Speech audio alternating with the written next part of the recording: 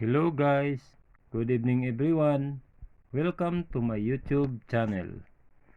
Tonight, we will discuss about the wiring diagram of charging system. This is our battery. Supply 12 volts. This is a negative. Body ground. Connected sa body, sa chassis or sa motor. Body sa motor. Then, ang positive naka-connect sa solenoid switch. Then, ang isang cable patungo sa ammeter. Positive. Ang negative dito patungo sa battery, sa ignition system. This is ignition system, this is ammeter. Then, ang ST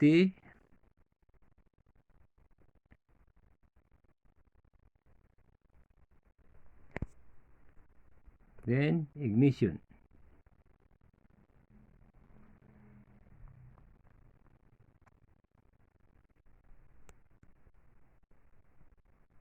This is a diagram for charging system guys. Hindi na natin sinulat yung sa ST guys. Sa starting system dito cable patungo dito sa terminal sa solenoid switch. Kundi kumuha lang tayong supply guys sa battery para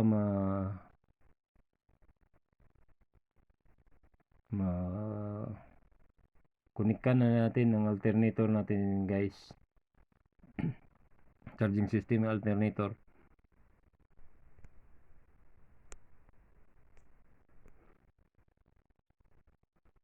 Then this is alternator. Apat yung terminal. B, battery. T, F, field. N, neutral. E, earth.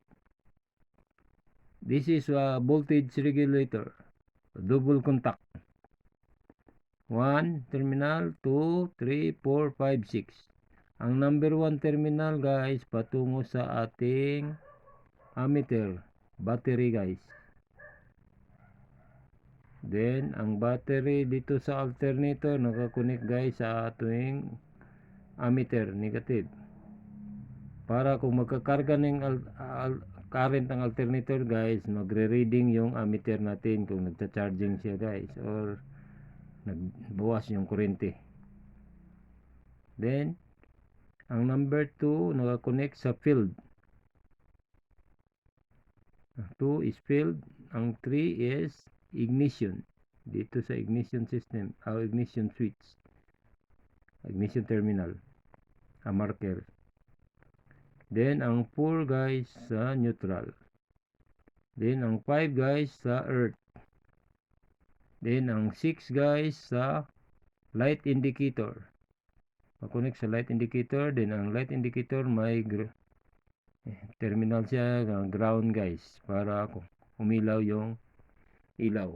Light indicator. Then, ito guys, color coding of wires from voltage regulator double contact. Ang number 1 guys, battery. Ito guys, number 1. Ito, battery. Yung cable niya guys is white terminal wire. Puti nga ilaw na kable guys. Ang battery. Then, ang field guys, dito sa number 2, field, patungo dito sa alternator. Ang iyang cable guys is white terminal wire with stripe green. Puti siya na cable guys pero na siya ay stripe na green. That is a field. Then number 3 is ignition. Ignition guys, number 3 patungo sa ignition sa switch. Ang iyang cable guys is white terminal wire with stripe red. Puti siya na terminal guys, nga cable pero na stripe na red siya guys. Then 4 is neutral. Ang neutral guys ito neutral sa number 5. Number 4 is neutral. Neutral is white terminal wire with stripe blue. Puti na cable guys, pero may stripe na blue. Then, number 5 is earth. Ang 5 guys, earth patungo sa alternator. Ang iyahang cable guys, earth is a black terminal wire with stripe white. Black na cable wire siya guys, pero na siya stripe na white. Then number 6 is light indicator. Ito guys, 6 is light indicator. Ang ating light indicator guys, ang cable niya, light indicator is a yellow terminal wire. Yellow terminal wire siya guys, ang light indicator.